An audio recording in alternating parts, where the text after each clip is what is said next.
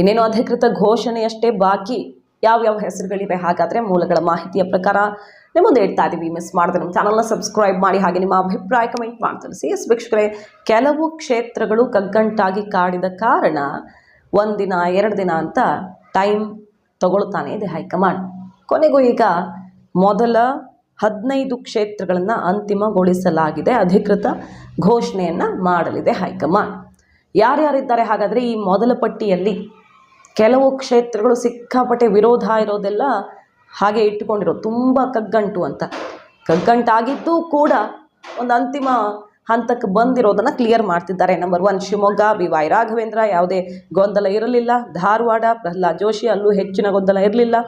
Udupi Chikkamagaluru interesting, Shobha Karandlaje ಅವರ ಹೆಸರೇ ಕೊನೆಗೂ ಅಂತಿಮ ಆಗಿದೆ. ರಿವ್ಯೂ ರಿಪೋರ್ಟ್ ಮಾಡಿತ್ತು.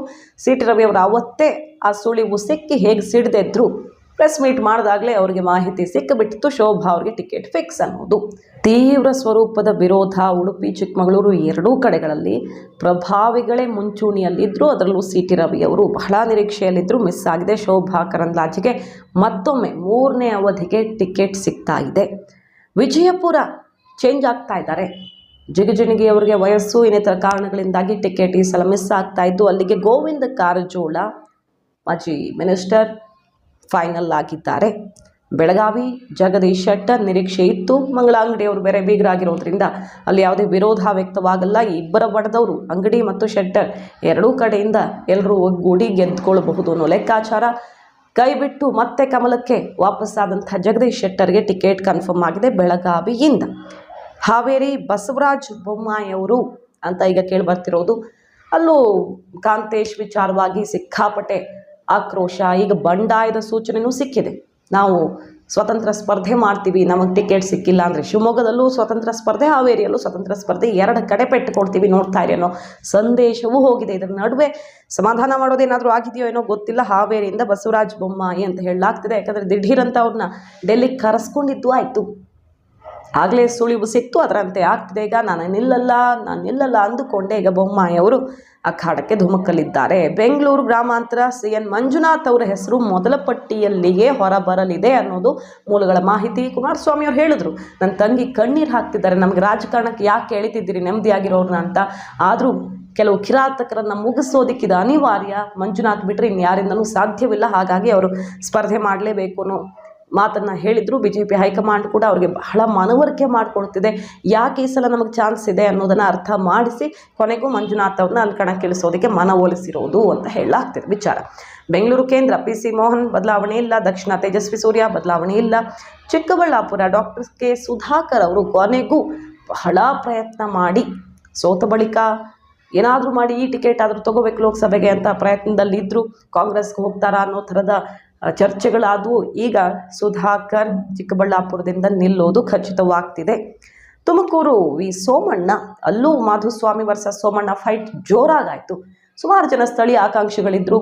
ಹೊರಗಡೆಯವರು ಬೇಡ, ಸ್ಥಳೀಯರೇ ಬೇಕು ಅನ್ನುವಂಥ ತೀವ್ರ ಸ್ವರೂಪದ ವಿರೋಧದ ನಡುವೆಯೂ ಸೋಮಣ್ಣವ್ರಿಗೆ ತುಮಕೂರು ಫೈನಲ್ ಆಗ್ತಾ ಇದೆ. ಇನ್ನು ಚಿತ್ರದುರ್ಗ ನಾರಾಯಣಸ್ವಾಮಿ ಅವರು ನಿವೃತ್ತಿ ಘೋಷಣೆ ಮಾಡಿಬಿಟ್ಟಿದ್ರು. ಕೊನೆಗೆ ದಿಢೀರ್ ಅಂತ ಬಂದು ಕಚೇರಿ ತೆರೆದ್ರು. ವಿರೋಧ ವ್ಯಕ್ತವಾಯಿತು, ಸ್ಥಳೀಯರನ್ನೇ ವಿಶ್ವಾಸಕ್ಕೆ ತಗೊಳ್ತಿಲ್ಲ ಅಂತ. ಹಾಗಿದ್ದೂ ಕೂಡ ಅಲ್ಲಿ ಅಷ್ಟು ಪರ್ಯಾಯ ಕಾಣಿಸ್ತಿಲ್ಲದ ಕಾರಣನೋ ಏನೋ ನಾರಾಯಣಸ್ವಾಮಿ ಅವರಿಗೆ ಮತ್ತೊಮ್ಮೆ ಅವಕಾಶ ಸಿಗ್ತಾ ಇದೆ.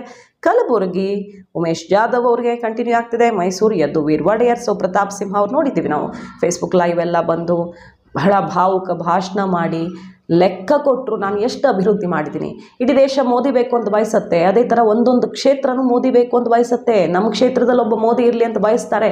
ನಾನು ಮೋದಿ ಏನು ನಿರೀಕ್ಷೆ ಮಾಡ್ತಾರೋ ಸಂಸತ್ತಿನಿಂದ ಆ ನಿರೀಕ್ಷೆಯನ್ನು ಉಳಿಸ್ಕೊಂಡಿದ್ದೀನಿ, ಕೆಲಸ ಮಾಡಿದ್ದೀನಿ. 3 ಲಕ್ಷ ಲೀಡಲ್ಲಿ ಗೆಲ್ತೀನಿ ಅನ್ನೋ ಕಾನ್ಫಿಡೆನ್ಸ್ ಇದ್ದರೂ ಕೂಡ ನನಗೆ ಟಿಕೆಟ್ ಸಿಗ್ತಿಲ್ಲ. ಹಾಗೆ ಶಾಸಕರೆಲ್ಲ ಸೋತಿದ್ದಕ್ಕೆ ನನ್ನನ್ನು ಹೊಣೆ ಮಾಡ್ತಿದ್ದಾರೆ. ಸರಿ, ಹಾಗಾದರೆ ನನಗೆ ಕಾನ್ಫಿಡೆನ್ಸ್ ಇದೆಯಲ್ಲ, ಆ ಕಾನ್ಫಿಡೆನ್ಸ್ ಅವ್ರಿಗೆ ಯಾಕಿಲ್ಲ? ಅದು ಅವರು ಮಾಡ್ಕೊಂಡಂಥ ಕೆಲಸದಿಂದ, ಅವರ ಇಮೇಜ್ನಿಂದ ಆಗಿದ್ದೆ ಹೊರತು ನನ್ನಿಂದಲ್ಲ. ನನ್ನಿಂದೆ ಅನ್ನೋದಾದರೆ ಪಾಲಿಕೆಯಲ್ಲಿ ನಾನು ಬಂದಾಗ 10-12 ಇದ್ದಿದ್ದು ಈಗ 25 ಆಗಿದೆಯಲ್ಲ, ಅದನ್ನು ಆ ಕ್ರೆಡಿಟು ನನಗೆ ಕೊಡಿ. ನಾನು ಮಾಡಿರುವಂಥ ಅಭಿವೃದ್ಧಿ ಕೆಲಸಗಳ ಪಟ್ಟಿ ಇಟ್ಟು ಮಾತಾಡ್ತೀನಿ. ಜನರ ಆಶೀರ್ವಾದ ಇದೆಯಲ್ಲ, ಅಷ್ಟು ಸಾಕು ಬಿಡಿ ಅಂತ ಸುದೀರ್ಘವಾಗಿ ಲೆಕ್ಕ ಕೊಟ್ಟು ಕ್ಷೇತ್ರದ ಮತದಾರರಿಗೆ ಕನೆಕ್ಟ್ ಆಗಿದ್ದಾರೆ. ಅವರ ಪರವಾಗಿ ತೀವ್ರವಾಗಿ ಅಲೆ ಎದ್ದಿದೆ, ಅವರೇ ಬೇಕಿತ್ತು ಅಂತ ಒಂದು ಬೇಸರ ಕ್ಷೇತ್ರದ ಮತದಾರರಲ್ಲಿ ಕಂಡು ಬರ್ತಿದೆ. ಹೀಗಿದ್ದೂ ಕೂಡ ಯದುವೀರ್ ಒಡೆಯರ್ ಅವ್ರಿಗೆ ಟಿಕೆಟನ್ನು ಅಂತಿಮಗೊಳಿಸಿರೋದು ಅನ್ನೋದು ಈಗ ಕೇಳಿಬರ್ತಿರುವಂಥ ಮಾಹಿತಿ. ಇನ್ನು ಬಳ್ಳಾರಿ ಶ್ರೀರಾಮುಲು ಅವ್ರದ್ದು ಫೈನಲ್ ಆಗಿತ್ತು, ಎಲ್ಲರಿಗಿಂತ ಮುಂಚೆನೇ ಆ ಕ್ಷೇತ್ರ ಮಾತ್ರ ಕ್ಲಾರಿಟಿ ಸಿಕ್ಕಿತ್ತು.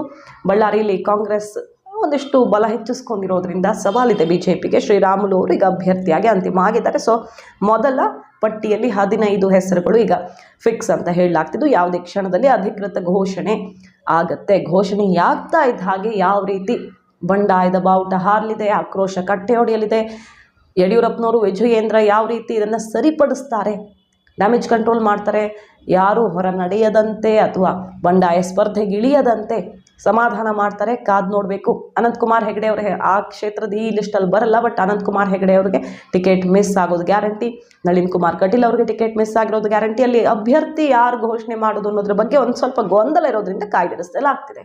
ನೋಡೋಣ. ಮಾಹಿತಿ ನಿಮ್ಗೆ ಇಷ್ಟ ಆಗಿದ್ರೆ ಮಿಸ್ ಮಾಡಿದ್ರೆ ನಮ್ಮ ಚಾನಲ್ನ ಸಬ್ಸ್ಕ್ರೈಬ್ ಮಾಡಿ, ಹಾಗೆ ನಿಮ್ಮ ಅಭಿಪ್ರಾಯ ಕಮೆಂಟ್ ಮಾಡಿ ತಿಳಿಸಿ. Thank you.